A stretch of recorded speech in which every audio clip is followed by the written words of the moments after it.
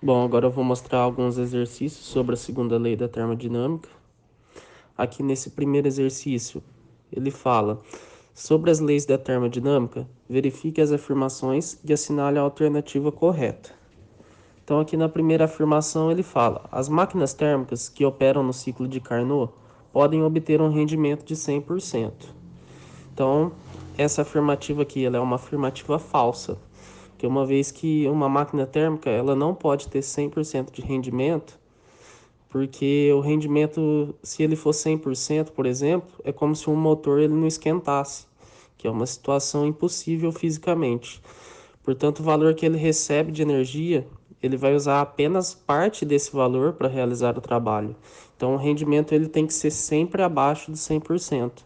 Que o rendimento de 100% ele é um ideal, né? Ele é uma forma utópica de se pensar. A gente só vai trabalhar com ele em exercícios. Bom, a segunda afirmação, ela fala: a primeira lei da termodinâmica é uma afirmação do princípio geral de conservação de energia. Então, ela é uma afirmação correta, uma vez que a lei de Lavoisier diz que a energia não é criada e nem perdida, mas apenas transformada. Portanto, dentro do sistema, a gente tem a lei da conservação de energia.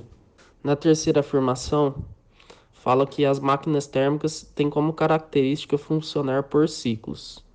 Também é uma afirmação correta, e a gente pode aqui citar um exemplo: o motor, que o pistão sobe e desce o tempo todo, injeta combustível, depois acontece a explosão e assim vai se movimentando, acontecendo isso várias vezes por meio de um ciclo. A afirmação 4 fala que o ciclo de Carnot consiste em duas transformações isotérmicas alternadas com duas transformações isobáricas, todas elas reversíveis, sendo o ciclo também reversível.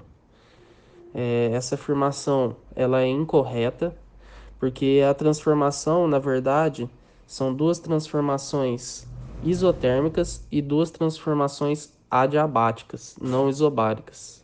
Então, por isso que essa afirmação é incorreta. E na quinta afirmação, diz que o rendimento de uma máquina de Carnot é uma função exclusiva das temperaturas absolutas das fontes quente e fria, não dependendo da substância utilizada. Ela também é uma afirmação correta. Se a gente pegar a equação do ciclo de Carnot e analisar, a gente vai ter que N, que é a eficiência, é igual a 1 menos a temperatura da fonte fria dividido pela temperatura da fonte quente. Então isso quer dizer que as informações do fluido, elas não são necessárias entrar nessa equação. Então só depende mesmo da temperatura da fonte fria e da fonte quente. Sendo assim, a gente vai ter que a nossa alternativa correta é a letra C, em que fala que as afirmações 2, 3 e 5 estão corretas. Agora, no segundo exercício, ele fala: suponha que uma máquina térmica funcione nas temperaturas de 300 Kelvin e 600 Kelvin. Se reduzir pela metade o valor da temperatura da fonte fria, o que acontecerá com o rendimento dessa máquina? Então, para a gente realizar esse exercício, inicialmente a gente vai ter que calcular qual era o rendimento da máquina antes de reduzirmos a temperatura da fonte fria e depois a gente vai ter que calcular qual era o rendimento após reduzir a temperatura da fonte fria. Então aí a gente vai utilizar a fórmula do rendimento igual a 1 menos a temperatura da fonte fria dividido pela temperatura da fonte quente. Aí, como podemos ver aqui na situação inicial, a gente vai ter N igual a 1 menos 300 dividido por 600. A gente vai ter N igual a 1 menos 0,5. A gente vai ter que o nosso valor de N é 0,5. Ou seja, o rendimento dessa máquina térmica ela é de 50%. Então agora a gente vai gravar isso e vai calcular qual foi o rendimento após diminuir a temperatura da fonte fria pela metade. Então aí calculando, a gente pode ver que a fórmula ficou N igual a 1 menos 150 dividido por 600, uma vez que 150 é metade do que era a temperatura fria anteriormente. E aí a gente vai ter que N igual a 1 menos 0,25. obtendo aí um N igual a 0,75. Então sabemos que o rendimento passou a ser 75%. Ou seja, a gente teve um aumento no nosso rendimento de 25% quando a gente diminuiu a nossa temperatura da fonte fria pela metade. Essa é uma informação que deve sempre se recordar que ao diminuir a temperatura da fonte fria, a gente sempre vai ter um aumento no nosso rendimento. Bom, eu vou explicar agora um pouco sobre o ciclo de Carnot. O ciclo de Carnot é um processo no qual ocorrem transformações termodinâmicas, sendo duas delas transformações isotérmicas, aquelas nas quais a temperatura permanece constante variando a pressão e o volume da massa gasosa, e as outras duas são transformações adiabáticas, aquelas em que o sistema está isolado de qualquer troca de calor. Esse processo é executado pela máquina de Carnot, uma invenção do engenheiro francês Nicolas Carnot, que trata de uma máquina térmica teórica que funciona como uma máquina de rendimento total, isso tudo na teoria, que cria um ciclo de rendimento máximo denominado ciclo de Carnot. O desempenho da máquina de Carnot demonstra que quanto maior a temperatura da fonte quente, maior o rendimento da substância do tipo gás ideal, também pode ser chamado de gás perfeito. Agora eu vou mostrar um pouco das etapas do ciclo de Carnot. Independentemente da substância, o processo de transformação termodinâmica do ciclo de Carnot ocorre em 4 etapas. Na máquina de Carnot, o processo acontece quando a fonte de aquecimento e a fonte de resfriamento fornecem quantidade de calor proporcionais às suas temperaturas absolutas. O ciclo de Carnot é formado pelas seguintes etapas. A etapa de A para B, que é a expansão isotérmica reversível, etapa em que o sistema recebe uma quantidade de calor da fonte de aquecimento. Etapa de B para C, a expansão adiabática reversível, etapa que o sistema não realiza a troca de calor com as fontes térmicas de aquecimento. Etapa C para D, que é a compressão isotérmica reversível, etapa em que o sistema fornece o calor para a fonte de resfriamento. E etapa D para A, compressão adiabática reversível, etapa que o sistema não realiza a troca de calor com as fontes térmicas de resfriamento, isso iniciando o ciclo novamente, da etapa A para a etapa B. Após a transformação isotérmica, o gás passa pela transformação adiabática, onde acontece a troca de calor com o meio externo. Em seguida, o gás sofre uma compressão isotérmica, liberando uma quantidade de calor para o meio externo. A seguir, o gás passa por uma compressão adiabática, retornando à condição inicial. Bom, agora irei explicar um pouco sobre a dedução da fórmula do rendimento da máquina de Carnot, ou do ciclo de Carnot. Bom, começando, nós temos a equação 1, que se trata do rendimento de alguma máquina que utiliza calor como fonte de trabalho, que é rendimento é igual trabalho sobre calor da fonte quente. Desse modo, também temos que trabalho é igual calor da fonte quente menos calor da fonte fria. Utilizando essas duas fórmulas e aplicando a equação 2 na equação 1, chegamos à equação, que é rendimento igual calor da fonte quente menos calor da fonte fria sobre calor da fonte quente. Desse modo, nós podemos escrever a equação dividindo o denominador, que fica rendimento é igual calor da fonte quente sobre calor da fonte quente, que é igual a 1, menos calor da fonte fria sobre calor da fonte quente. Desse modo, chegamos na equação de número 5, que é a fórmula final do rendimento do ciclo de Carnot, que é utilizada. Com isso, também temos uma relação própria do ciclo de Carnot, pelo seu rendimento ser dado como máximo. Essa relação própria aborda que a relação sobre calor da fonte fria dividido por calor da fonte quente deverá ser igual à relação sobre temperatura da fonte fria igual à temperatura da fonte quente. Lembrando que a máquina perfeita não pode existir, pois temos trocas de calor com o meio externo e dessa maneira nem todo o calor produzido vai ser convertido em trabalho.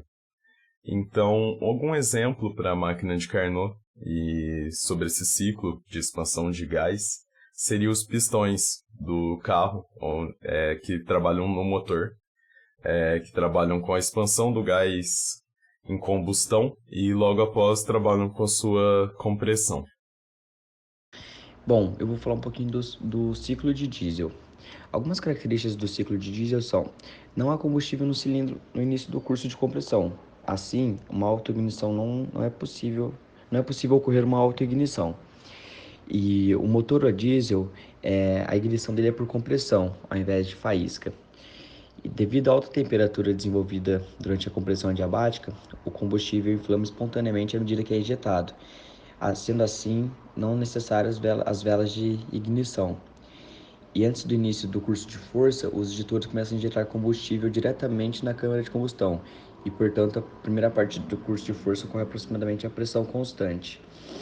E taxas de compressão mais altas conseguem ser alcançadas nos motores a diesel do que nos motores Otto. Agora sobre os processos do ciclo de diesel. Inicialmente acontece uma compressão isentrópica, ou seja, o ar é comprimido adiabaticamente do estado 1 ao estado 2, como pode ver na imagem ao lado, e assim o pistão se move do ponto morto inferior para o ponto morto superior. O ambiente, assim, trabalha com gás, aumentando sua energia interna, ou seja, a temperatura, e comprimindo o gás. Mas a entropia permanece inalterada. As mudanças no volume e a sua proporção são conhecidas como taxa de compressão. Depois ocorre uma expansão isobárica, que é a fase de ignição.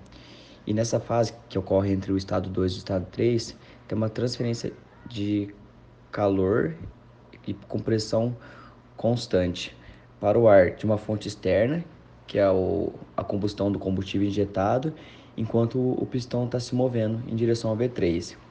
Nesse processo de pressão constante, a energia entra no sistema à medida que o calor é adicionado, e a parte do trabalho é feita movendo o pistão. Depois ocorre o que chamamos de expansão isentrópica, que é onde o gás se expande adiabaticamente do estado 3 para o estado 4, que é quando o pistão se move da V3 para o centro morto inferior. O gás trabalha nos arredores, ou seja, no pistão, e perde uma quantidade de energia interna igual ao trabalho que sai do sistema. E novamente não ocorre alteração na entropia. E a taxa de volume, V4 por V3, é conhecida como a taxa de expansão isentrópica. E para finalizar, temos a descompressão isocórica, que nessa fase o ciclo é concluído por um processo de volume que é constante, onde o calor é rejeitado do ar enquanto o pistão está no ponto morto inferior. A pressão do gás de trabalho cai instantaneamente do ponto 4 para o ponto 1 e a válvula de escape se abre no ponto 4. O curso de escape ocorre imediatamente após essa descompressão. E à medida que o pistão se move do ponto inferior, que é o ponto 1, ponto morto inferior, que é o ponto 1, para o ponto morto superior, que é o ponto 0, com a válvula de escape aberta, a mistura gasosa é ventilada para a atmosfera e o processo recomeça. Agora eu vou falar um pouquinho sobre a eficiência térmica para o ciclo diesel. Em geral, a eficiência térmica de qualquer motor de calor ela é definida como a razão entre o trabalho que ela faz, que é o W, para o calor de entrada a uma temperatura elevada, que é o QH, que está representada na primeira fórmula. A eficiência térmica ela representa a fração de calor, que é H, que é convertida em trabalho. E como a energia é conservada, de acordo com a primeira lei da termodinâmica, e a energia não pode ser convertida para funcionar completamente, essa entrada de calor QH tem que ser igual ao trabalho realizado, mais o calor que deve ser dissipado como calor residual QC no meio ambiente. E desse modo a gente reescreve a fórmula como está na segunda equação. Então, o calor absorvido ocorre durante a combustão da mistura combustível com ar, que é quando a faísca ocorre, aproximadamente a volume constante.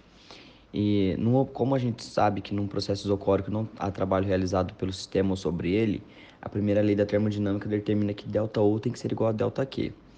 Então, o calor adicionado e o rejeitado é dado por calor adicionado é igual a M vezes Cp vezes T3 menos T2, e o calor rejeitado é dado por M vezes Cv vezes T4 menos T1. Substituindo as expressões na fórmula, temos aquela terceira fórmula representada no slide. Agora, reorganizando a equação na forma com a taxa de compressão e a taxa de corte, obtivemos essa quarta equação representada no slide, onde o N diesel é a eficiência térmica máxima de um ciclo diesel, alfa é a razão de corte, V3 por V2, que é a razão de volumes no final e no início da fase de combustão. O CR é a taxa de compressão e o K é igual a CP por CV, que é igual a 1,4. Para finalizar essa parte do ciclo de diesel, eu vou falar um pouquinho sobre a pressão média efetiva, que é um parâmetro que os engenheiros usam para descrever o desempenho dos motores de pistão alternativo, que é representada por essa fórmula que está no slide. E essa fórmula é o trabalho líquido para um ciclo dividido pelo deslocamento do volume. Agora eu vou falar um pouquinho sobre um exercício referente ao ciclo de diesel. A relação de compressão em um ciclo padrão ar diesel é 10. No início do curso de compressão, a pressão é 0,1 megapascal e a temperatura é 15 graus Celsius. Sabendo que a transferência de calor ao ar por ciclo é igual a 1.800 kJ por quilo de ar, determine a pressão e temperatura ao final de cada ciclo, B, o rendimento. E ali temos os dados. Pressão, primeiramente, vamos calcular o V1, que é pela fórmula P1 vezes V1 é igual a R vezes T1, onde P1 é a pressão inicial, V1 é o volume inicial, R é a constante universal dos gases perfeitos e T1 é a temperatura inicial. E aplicando esses valores na fórmula, fica... primeiramente, vamos isolar o V1, fica ali V1 é igual a R vezes T1 dividido por P1, onde, aplicando os valores, obtivemos o valor do volume inicial, que é de 0,827 metros cúbicos. Depois, vamos calcular T2, P2 e V2. T2 a gente pode pela relação T2 por T1 é igual a V1 por V2 elevado a K menos 1. E onde a relação V1 por V2 é igual a RV, ou seja, igual a 10. E K pegamos o resultado pela teoria, que é igual a 1,4. Aplicando esses valores na fórmula, temos que T2 é igual a 723,26 Kelvin. Depois, utilizamos quase a mesma relação para encontrar a pressão, porém é P2 dividido por P1 é igual a V1 dividido por 2 elevado a K. E aplicando esses valores que já temos, obtivemos um resultado de 2,502 megapascal. E para achar o volume, né, o V2 é RV, RV é igual a V1 dividido por V2. Como temos V1 e como temos RV, é só aplicar. V2 é igual a V1 dividido por RV, que é igual a 0,0827 metros cúbicos. Posteriormente, vamos calcular T3 e P3. Temos pelas fórmulas que Q23 é igual a CP vezes T3 menos T2. Isolando T3, ficaria T3 é igual a Q23 dividido por CP mais T2. O CP obtivemos pela teoria também, que é igual a 1,004. E aplicando esses valores, temos que T3 é igual a 2.516,09 Kelvin. Agora, para encontrar o V3, utilizamos uma relação que é T3 por T2, que é igual a V3 por V2. Assim, isolamos V3 e encontramos o valor de 0,287 metros cúbicos. E a pressão no 3 é igual à pressão no 2, é a mesma pressão, ou seja, 2,512 megapascal. Para finalizar os cálculos da alternativa A, vamos encontrar T4 e P4. Para encontrar T4, utilizamos a relação T3 por T4 é igual a V4 por V3 elevado a K menos 1. Assim, isolamos T4 e obtivemos o valor de 1647,70 Kelvin. Agora, para encontrar a P4, nós utilizamos outra relação, que é P3 pela P4 igual a V4 por V3 elevado a K. Assim, repetindo o mesmo processo anteriormente, isolando P4 e aplicando os valores, obtivemos a pressão 4 igual a 0,571 megapascal. E para finalizar esse exercício sobre o ciclo de diesel, iremos achar o rendimento. A forma do rendimento é N é igual a 1 menos CV vezes T4 menos T1, dividido por CP vezes T3 menos T2. Como já temos os valores de CP que achamos na literatura e também nas tabelas, e também como achamos o valor de... Já achamos o valor de T1, temos o valor de T1 e achamos o valor de T2 e T3, só nos restou pegar o valor de CV na literatura. Encontramos que é o valor de 0,717. Aplicando esse valor à forma, temos que N é igual a 1 menos 0,541, que resulta em 0,459, ou seja, 45,9% de rendimento.